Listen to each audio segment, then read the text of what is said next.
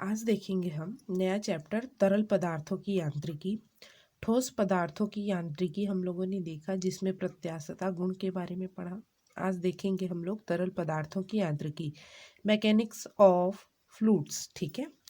तरल के अंतर्गत ऐसे पदार्थ आते हैं जिनमें बहने का गुण होता है। अतः तरल जो है, इसमें द्रव और गैस दोनों आ जाते हैं। ठीक है। द्रव क्या होता है? तो द्रव का आयतन नियत रहता है, किंतु आकार बर्तन के अनुसार बदलता रहता है। उसका एक स्वतंत्र तल होता है, जिस बर्तन में डाल दिए उसी आकार का हो जाता है। द्रव में भी बहने का गुण होता है, पता ही है। ठीक है। वायुमंडल में हम कहते हैं हवाएं बह रही है, तो गैस में भी बहने का गुण होता है। ठीक है ना। गैस का ना तो ना आयतन निश्चित रहता है और ना ही आकार। इसका कोई स्वतंत्र तल भी नहीं होता। ठीक है। तरल पदार्थ में बहने का गुण तथा न्यूटन के गति के नियम दोनों मिलकर तरल यांत्रिकी का आधार बनाते हैं। ठीक है। तो तरल के अंतर्गत द्रव और गैस दोनों चीजें आ जाती है। ठीक है। यदि कोई द्रव जो है संतुलन में है, तब क्या होता है? तो मेन पॉइंट याद रख लेते हैं। यदि कोई तरल संतुलन में है तो उस पर कार्य करने वाला बल तरल की सतह के लंबवत होती है। ठीक है। अब देखते हैं तरल दाब, फ्लूइड प्रेशर। ठीक है, इंपॉर्टेंट पॉइंट है ये। तरल द्वारा किसी तल के प्रति एकांक क्षेत्रफल। ठीक है। ये कोई तरल है हमारे पास, कोई बीकर में। ठीक है। इसके एकांक क्षेत्रफल में, मान लो यहाँ पे है। ठीक है। एकांक क्षेत्रफल जितना बल आरोपित होगा उसी को हम क्या कहते हैं? दाब कहते हैं। ठीक है। एकांक क्षेत्र में फल में जितना बल आरोपित होगा उसको दाब कहते हैं। तो दाब बराबर सूत्र हो गया तल के लंबवत बल बटे क्षेत्रफल। ठीक है। तो दाब P बराबर F/A। ठीक है। एसआई पद्धति में दाब का मात्रक क्या होगा? न्यूटन पर मीटर स्क्वायर, जिसे पास्कल कहते हैं। ठीक है। पीए से प्रदर्शित करते हैं। एक pascal is equal to 1 newton per metre square. ठीक है। सीजीएस पद्धति में न्यूटन का डाइन। ठीक है। विमीय सूत्र हम निकाल ही सकते हैं। ठीक है। इस सूत्र से स्पष्ट है कि दाब व्युत्क्रमानुपाती है 1/, क्षेत्रफल। ठीक है। यहाँ से देख सकते हैं ना, नीचे में है क्षेत्रफल, तो व्युत्क्रमानुपाती बोल दिए। मतलब जितना क्षेत्रफल कम रहेगा उतना अधिक दाब लगा सकते हैं। क्षेत्रफल कम तो दाब अधिक, क्षेत्रफल अधिक है तो दाब कम लगेगा। ठीक है। एग्जाम्पल से समझ सकते हैं हम। ठीक है। एक भोरथरी, मतलब कि जिसका नोक घिस चुका है, उस सुई को ले। ठीक है ना। और एक नुकीली सुई को ले। नुकीली सुई का क्षेत्रफल कम तो दाब अधिक लगा सकते हैं, आसानी से कपड़े में घुस जाता है। ठीक है। भरथरी मतलब जिसका नोक घिस गया हो, क्षेत्रफल थोड़ा सा बढ़ गया है, तो दाब कम हो जाएगा वहां।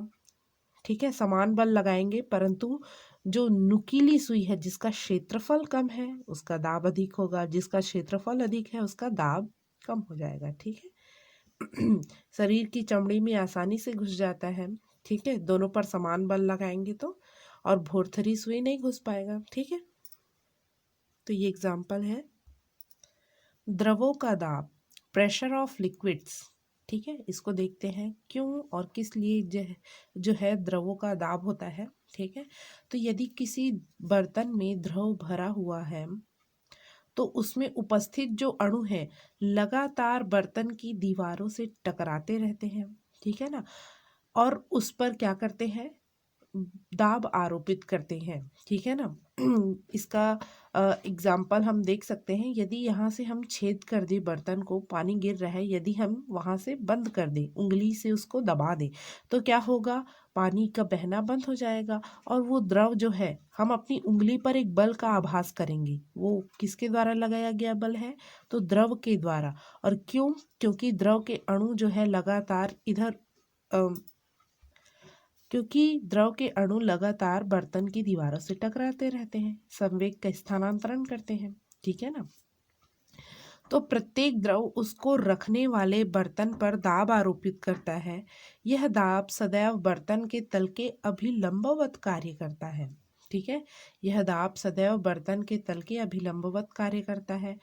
अणुगति सिद्धांत के अनुसार द्रव के अणु बर्तन की दीवारों से लगातार टकराते रहते हैं और संवेग का स्थानांतरण करते हैं। ठीक है, तो प्रति एकांक क्षेत्रफल पर अणुओं द्वारा प्रति सेकंड स्थानांतरित संवेग को ही द्रव का दाब कहते हैं। ठीक है। प्रणोद क्या होगा? तो द्रव के द्वारा किसी सतह पर आरोपित दाब के कारण उस सतह पर कार्य करने वाले कुल बल को प्रणोद कहते हैं। ठीक है, ये द्रव की सतह है, मान लो किसी सतह पर द्रव द्वारा किसी सतह पर आरोपित दाब के कारण उस सतह पर कार्य करने वाले बल को, कुल बल को क्या कहते हैं? प्रणोद। द्रव द्वारा यदि किसी सतह पर क्या लगाया जा रहा है? दाब आरोपित किया जा रहा है, ठीक है ना, तो उस सतह पर कार्य जो कर रहा है बल, उसको क्या कहेंगे? प्रणोद। प्रणोद बराबर दाब इंटू क्षेत्रफल। दाब का सूत्र क्या निकाले हैं हम? बल बटे क्षेत्रफल। ठीक है ना, तो यहाँ से बल का यदि मान निकाले तो दाब इंटू क्षेत्रफल नहीं होगा। ठीक है, तो वही सूत्र है। पास्कल का नियम देखते हैं, मोस्ट इम्पॉर्टेंट नियम है ये। ठीक है, तो उन्होंने बताया कि बंद द्रव के किसी भी भाग पर आरोपित दाब द्रव द्वारा सभी दिशाओं में समान रूप से उसी परिमाण में संचरित होता है। मान लो 5 पास्कल इधर से हम क्या कर रहे हैं? द्रव पर दाब लगा रहे हैं, तो वो क्या होगा? पूरे द्रव में समान रूप से और सभी जगह 5 पास्कल जो है संचरित होगा। ठीक है ना, केवल एक ही जगह नहीं होगा, सभी जगहों पर सभी दिशाओं में समान रूप से समान परिमाण, परिमाण मतलब वैल्यू, 5 पास्कल वैल्यू में ही सभी जगह स्थानांतरित होगा या संचरित होगा। एक और अन्य शब्दों में क्या कह सकते हैं? यदि कोई द्रव संतुलन में है तो उसके प्रत्येक भाग पर दाब का मान क्या होता है जी? समान होता है। यदि क्या किया जाए? गुरुत्व की उपेक्षा कर दी जाए। ठीक है, यदि हम गुरुत्वीय त्वरण की उपेक्षा कर दें तो प्रत्येक भाग पर दाब क्या होता है? एक समान होता है। प्रूफ करते हैं उसको। ठीक है, तो पास्कल की व्युत्पत्ति, तो ये कोई हमारे पास संतुलित अवस्था में जल है, एक पॉइंट O1 ले लेते हैं, एक पॉइंट O2, इन दोनों बिंदुओं पर हमको दाब देखना है। ठीक है, तो हमने क्या करी? एक यहाँ पर O1 और O2 अक्ष से गुजरने वाले बेलन की कल्पना कर ली। ठीक है, कोई सतह होगा उस पर ही दाब निकाल सकते हैं ना, पॉइंट पर तो दाब नहीं निकाल सकते। तो हमने क्या मान लिया? यहाँ O1 O2 अक्ष से गुजरता हुआ एक क्या है? बेलन है, लंब वृत्तीय बेलन है। तब O1 पर दाब और O2 पर दाब निकालते हैं। ठीक है, बेलन के अंदर द्रव संतुलन में है, अतः बेलन के बाहर द्रव के द्वारा लगने वाला बल बेलन की सतह के लंबवत कार्य करेगा। ठीक है, हमको इस सतह पर O1 और O2 पर निकालना है दाब, तो इस पर जो कार्य करने वाला बल है वृत्तीय सतह की क्या करेगा? लंबवत कार्य करेगा। ठीक है, द्रव जो बल लगा रहा है इस पोर्शन में भी बल लगाएगा, यहाँ भी बल लगाएगा, वो क्या होगा? इस सतह के लंबवत होगा। क्या होगा? सतह के लंबवत होगा। ठीक है, लंबवत इस ओर और लंबवत इधर इस ओर। ठीक है ना,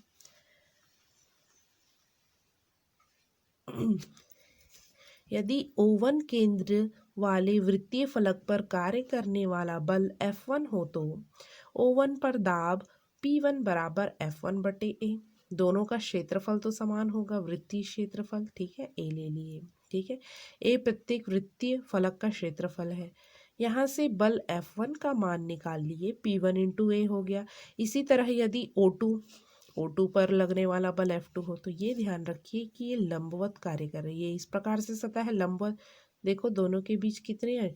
ये इस प्रकार से सतह है, इधर लंबवत बल कार्य करेगा, मतलब दोनों के बीच का कोण की इस सतह और बल के बीच का कोण 90 अंश हुआ ना, लंबवत। ठीक है, F2 तो O2 पर दाब P2 बराबर F2 अपॉन A हो जाएगा। ठीक है, P2 बराबर F2 का मान कितना आ जाएगा? P2 into A।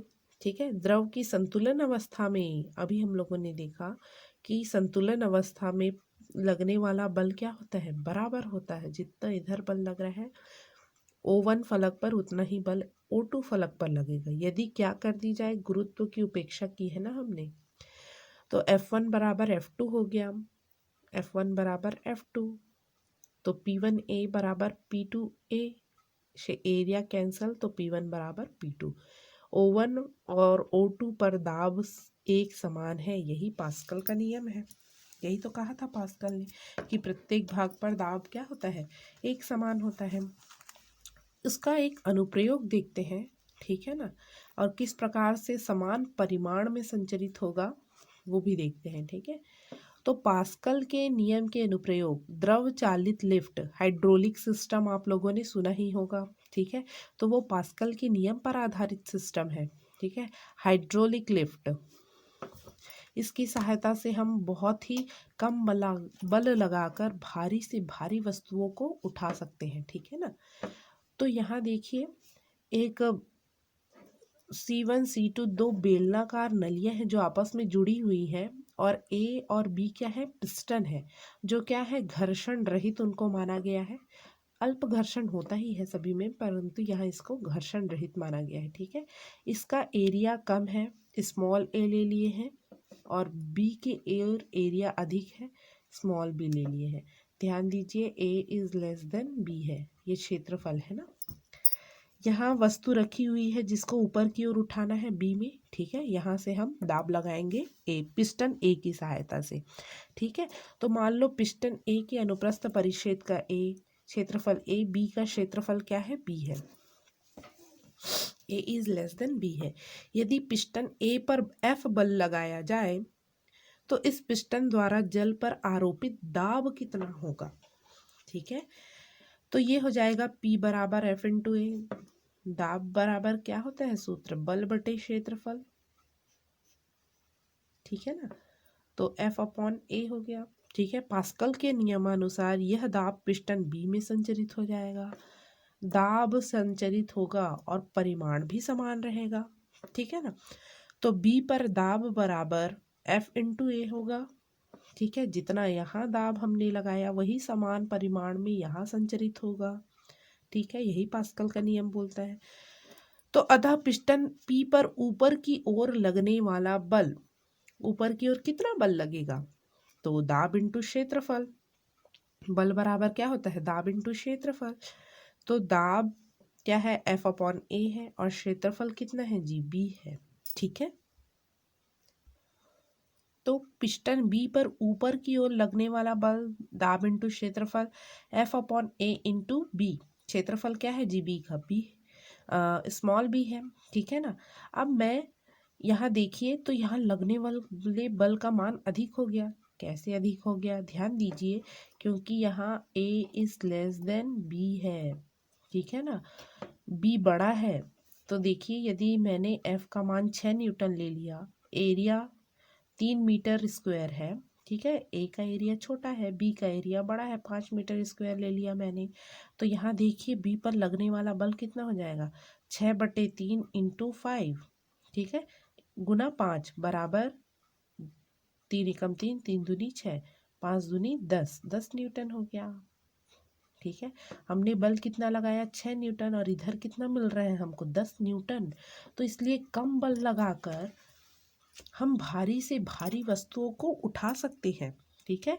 ये पास्कल के नियम का क्या है, एप्लीकेशन, उपयोग कहाँ है पूछते हैं ना, तो यहाँ है उपयोग पास्कल के नियम का, ठीक है। ये तो हो गया हाइड्रोलिक लिफ्ट बनाने में। हाइड्रोलिक ब्रेक भी बनाया जाता है, ठीक है, हाइड्रोलिक ब्रेक भी बनाया जाता है इसमें, ठीक है। वो पढ़ेंगे आप लोग, ठीक है। अब देखते हैं तरल दाब पर गुरुत्व का प्रभाव। अभी हम लोगों ने पास्कल का नियम जब पढ़ा तो उसमें गुरुत्व की उपेक्षा कर दी थी। यहाँ देखेंगे कि गुरुत्व का किस प्रकार से प्रभाव पड़ता है, ठीक है। तो माना कि रो घनत्व वाला एक द्रव भरा हुआ है जिसका घनत्व कितना है, 0 है। ऊर्ध्वाधर रेखा A पर तथा एक सीधी लाइन है जिसमें A और B दो बिंदु हैं जिनके बीच की दूरी कितनी है जी, स्मॉल h है, ठीक है। A ऊपर और B नीचे है, A ऊपर की ओर और B नीचे की ओर है। अब क्या करेंगे, इस पॉइंट पर तो दाब नहीं निकाल सकते, तो हम इससे एक बेलन बना लेते हैं जो AB अक्ष से जाता है, ठीक है। और ऊपर की ओर A का फलक भी A है, B का फलक क्षेत्रफल ना, क्षेत्रफल कैपिटल ए ले लिए और बी का भी क्षेत्रफल क्या ले लिए, कैपिटल ए है। दोनों का वृत्तीय फलक समान है ना, ठीक है। ऊंचाई h है, दोनों के बीच की ऊंचाई कितनी है, h है। इस काल्पनिक बेलन का जो हमने कल्पना किया है उसका भार कितना है उस बेलन का, तो भार बराबर हम जानते हैं द्रव्यमान गुणित त्वरण, ठीक है। तो द्रव्यमान बराबर सूत्र होता है द्रव्यमान आयतन इंटू घनत्व, क्या होता है, आयतन इंटू घनत्व। तो आयतन को मैंने लिख दिया क्षेत्रफल गुणित ऊंचाई, हो जाएगा आयतन, ठीक है, ए इंटू एच, और घनत्व को दर्शा दिया रो से, ठीक है, यही तो है। तो ए एच रो जी कितना हो गया, ए एच रो जी, ठीक है। अब देखते हैं आगे, यह भार ऊर्ध्वाधर नीचे की ओर कार्य करेगा, जो बेलन का भार है ऊर्ध्वाधर नीचे की ओर कार्य करेगा। यदि बिंदु ए और बी पर दाब क्रमशः P1 और P2 हो तो P1 ऊपर की ओर, इस पर हमेशा ध्यान देना फलक सतह के लंबवत लगता है ना दाब, तो दाब P1 और P2 हो तो फलक पर नीचे की ओर लगने वाला बल, ठीक है, नीचे की ओर, तो F1 बराबर P1 ए पर देख रहे हैं, और बी पर कहाँ लगेगा, ऊपर की ओर बल लगेगा। तो इस तरह नीचे की फलक पर ऊपर की ओर लगने वाला बल, तो F2 बराबर P2a, ठीक है। इस सतह पर नीचे की ओर और यहाँ क्या लगेगा, ऊपर की ओर लगने वाला बल, ठीक है। किंतु द्रव की संतुलन अवस्था में सभी क्या करेंगे, एक दूसरे को संतुलित करेंगे। तो नीचे की ओर कौन कौन सा बल लग रहा है, एक तो फलक ए पर बल F1 लग रहा है, दूसरा कौन सा बल लग रहा है, इस बेलन का भार नीचे की ओर लग रहा है, ठीक है, और तीसरा बल जो है इस बी पर ऊपर की ओर। तो जो समान दिशा में है ये और ये दोनों नीचे की ओर है, ठीक है ना, और ये लग रहा है ऊपर की ओर। जो नीचे की ओर है उसको पॉजिटिव दिशा सहित लेंगे, ऊपर की ओर नेगेटिव, बराबर 0, ठीक है। F1 का मान F2 का मान रख दीजिए, तो P2 माइनस P1 निकाले है ना हम, P2 माइनस P1 पक्षांतर कर देंगे, P2 माइनस P1 इंटू ए बराबर ए एच रो जी, ठीक है, और ए कैंसल हो गया, क्या आया हमारे पास, P2 माइनस P1 बराबर एच रो जी, ठीक है। मतलब दाब का अंतर आ गया ए और बी में। यदि हम गुरुत्व सहित ले, गुरुत्व की उपेक्षा कर देंगे तो कोई प्रॉब्लम नहीं है। यहाँ देखो जी, गुरुत्वीय त्वरण की उपेक्षा कर दो, गुरुत्व 0 कर दो, तो कितना आ जाएगा, P2 बराबर P1 आ जाएगा, दाब बराबर है, यही तो पास्कल ने बताया था। परंतु यदि गुरुत्व ले हम तो दाब का अंतर आता है, ठीक है, जितनी ऊंचाई है उतना ही अधिक दाबांतर होगा, ठीक है, घनत्व अधिक है उतना ही दाबांतर होगा, गुरुत्वीय त्वरण तो नियतांक है, ठीक है ना। तो ध्यान रखेंगे, यदि गुरुत्व सहित लेंगे तो दाब में अंतर आएगा, और गुरुत्व के अभाव में लेंगे तो दाब समान होता है, ठीक है। और यदि दोनों ये ए और बी इस प्रकार से ऊर्ध्वाधर लाइन में था, ठीक है। अब यदि इसको इस प्रकार से द्रव में यहाँ पॉइंट ए है, यहाँ पॉइंट बी है, इन दोनों के बीच की ऊंचाई कितनी हो गई जी, ऊंचाई 0 हो गई। क्षैतिज रेखा में यदि स्थित है, ऊर्ध्वाधर और क्षैतिज रेखा समझते हैं ना, ऊर्ध्वाधर मतलब इस प्रकार से सीधी लाइन, क्षैतिज मतलब इस प्रकार से। क्षैतिज रेखा में दो बिंदु है, तब क्या करेंगे, h बराबर 0, हाइट है ही नहीं, ठीक है। तो यहाँ से h का मान 0 रख दिए तो भी क्या आ जाएगा जी, दाबांतर 0 आ जाएगा। मतलब इस पॉइंट पर जितना दाब होगा इस पॉइंट पर भी होगा, सभी बिंदुओं पर समान होगा क्षैतिज रेखा में, ठीक है। तो द्रव के अंदर एक ही क्षैतिज रेखा में स्थित समस्त बिंदुओं पर दाब एक समान होता है, ठीक है। गुरुत्व की उपेक्षा न करे तो क्षैतिज रेखा में स्थित सभी बिंदुओं पर दाब एक समान होता है, तो भी समान होगा, ठीक है। अभी हम गुरुत्व, क्योंकि ऊंचाई ही नहीं रहा ना, किंतु विभिन्न ऊंचाइयों पर स्थित बिंदुओं में दाबांतर, ऊंचाई बढ़ता है तो दाबांतर जो है बढ़ता है, ठीक है। जो उनके बीच की ऊर्ध्वाधर दूरी, जो दो बिंदु ले रहे हैं उनकी दूरी पर और घनत्व पर निर्भर करता है। यही पास्कल का नियम है। ठीक है, दाबांतर किस पर निर्भर कर रहा है? इन दोनों के बीच की दूरियों पर। जितना ऊंचाई बढ़ाए उतना दाबांतर बढ़ेगा, जितना घनत्व अधिक रहेगा द्रव का उतना दाबांतर बढ़ेगा। ठीक है तो ये था तरल दाब पर गुरुत्व का प्रभाव। ठीक है।